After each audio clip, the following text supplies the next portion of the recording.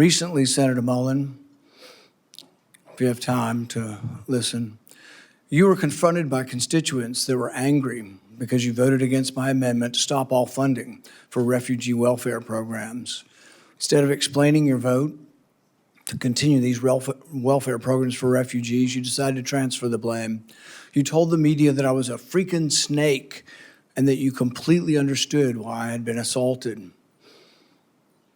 I was shocked that you would justify and celebrate this violent assault that caused me so much pain and my family so much pain.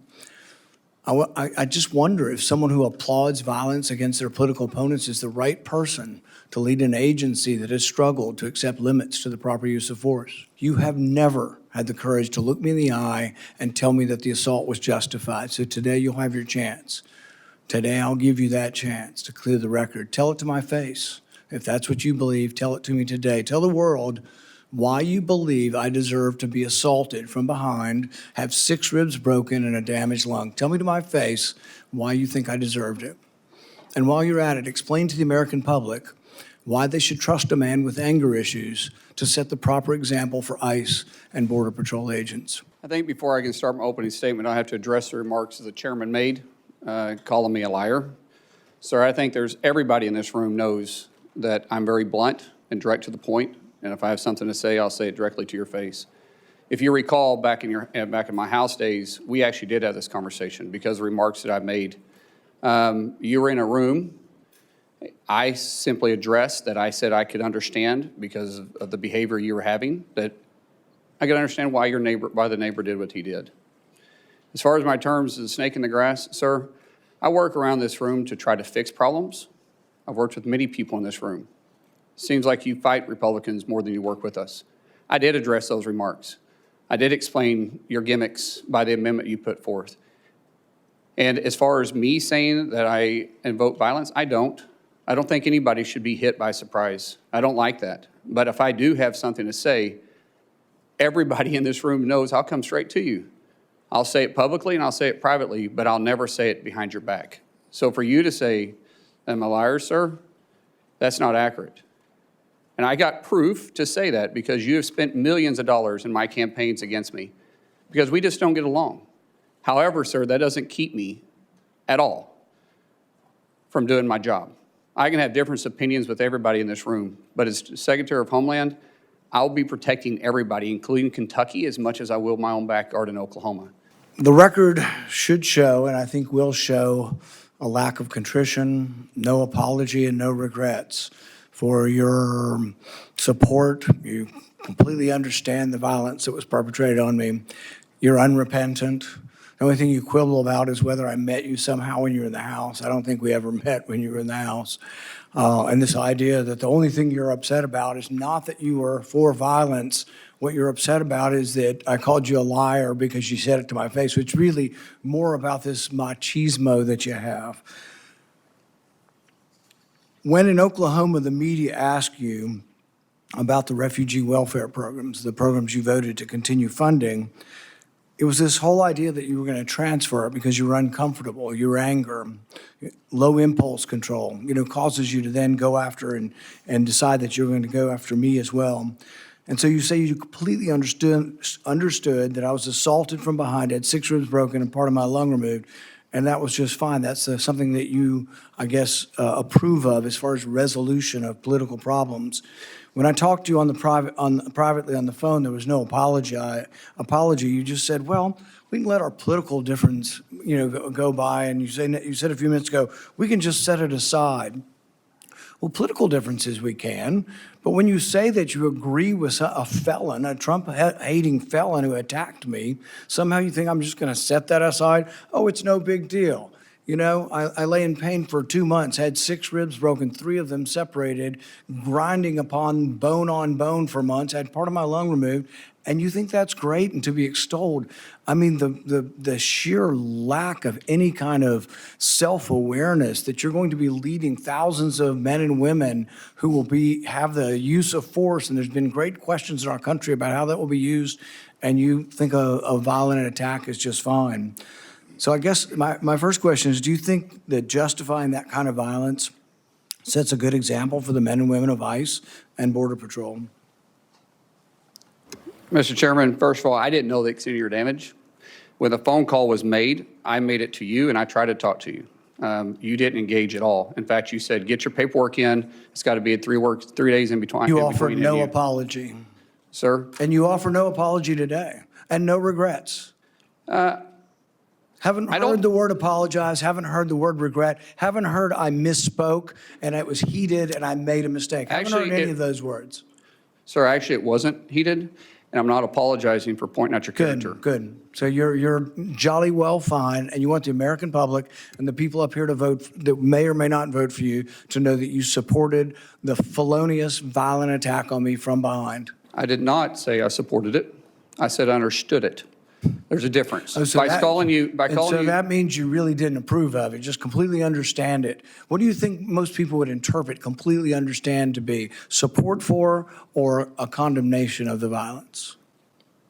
Sir, as I said, we can have our differences. It's not going to keep me from doing my job as Secretary of Homeland Security. I'm going to secure Kentucky and take care of Kentucky as much as I am Oklahoma. If this were a one-off, it would be one thing. If you just disliked me so much that you approved of violence against me, people could just write it off. Well, maybe they hate each other.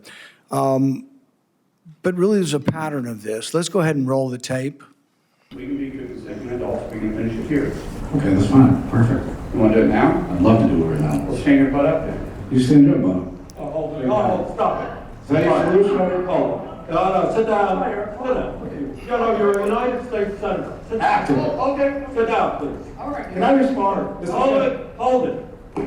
If he got up too, would you have gone at it right there in the hearing room? I would have probably jumped over the dais at that point. You have to be called out on it. It's not this guy continues to get away with this stuff. And it's just, it's silly, it's stupid, but every now and then you get punched in the face. Well, go back to the 1800s and 1700s. They used to have canes. And duels. They used to have duels. Yeah. Right. And there's a way that men used to settle their differences. I ignored him 4 times to be part of that. And people say, yes, you're supposed to ignore it. Well, I'm not a very good Christian. I try to be a good Christian. And I know people say you're supposed to turn the other cheek. I prefer the David method. But we need to move from an almost... By the way, I'm not afraid of biting. I will bite. Biting? Oh, I'm in a fight. I'm going to bite. I'll do anything. I'm not a and I don't care where I bite. It's just in hindsight, any regrets? No, I really don't. So no regrets. In fact, even after your anger had cooled, you were still bragging that if he'd only been brave enough to stand up, you'd have jumped over the dais and taught him a lesson, because that's how men should settle their differences. Do you think fighting as a resolution for political differences is a good example for the men and women of ICE and Border Patrol? As you can notice over my shoulder here is my good friend Sean O'Brien. Both of us have had conversations. Both of us have shaken hands. And both of us agreed we could have done things different. Sean is someone that has become a close friend. We talk all the time. I've been on his podcast. We've talked through this. That's how you handle your differences. Not like this, Chairman. I'm glad you guys are friends now and that you've reconciled. But really, it doesn't get to the real point whether or not you think violence is the way we settle things. In the days after the fight, you said, and I quote, "Sometimes people just need to be punched in the face." Is that still your opinion, that political disputes can sometimes and often only be resolved by violence? No, I don't always agree with that. I don't believe in political violence. I've made that very clear.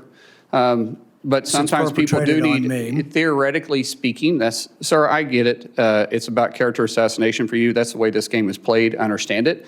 And you are making this about you, which is fine, but that doesn't keep me as Secretary of Homeland Security. It's character assassination when you were the one lauding the assault. Who do you think started that character assassination? I'm just repeating what you have done in character assassination. I'm repeating your support for the assault. So that's somehow something I started? No, sir. What I'm saying is you're adding a lot to it. In the days after the fight, you did many interviews in which you justified the violence as historically justified by precedents, such as caning and dueling. Is it today your opinion that the caning of Charles Sumner was not only justified, but argues still for resolving our political differences with violence? What I was simply pointing out is some of the rules that still apply to this body. For instance, dueling with 2 consenting adults is still there. I was pointing out what is still illegal acceptable. for 170 years. There's no precedent for legal dueling. Even then, they fled the country. Do you realize that the man that beat Charles Sumner with a cane, he beat him till he was unconscious? You know why no senators intervened? Because his friend held a gun on the other senators, and he kept beating him until he crushed his skull. That's what you're insinuating is the precedent of the Senate, and that's what you live by. That is a very, very dangerous sentiment.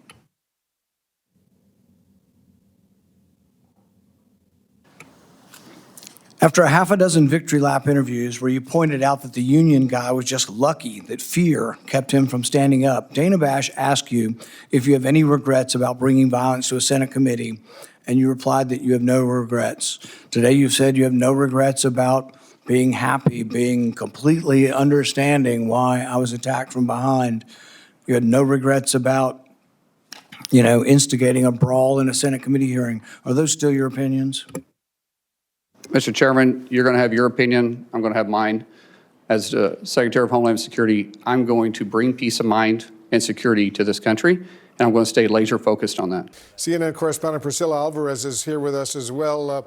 Priscilla, there were some major fireworks right out of the gate in the exchange between Senator Markwayne Mullin and the chairman of the committee, Rand Paul. It got pretty ugly. Tell us a little bit about that.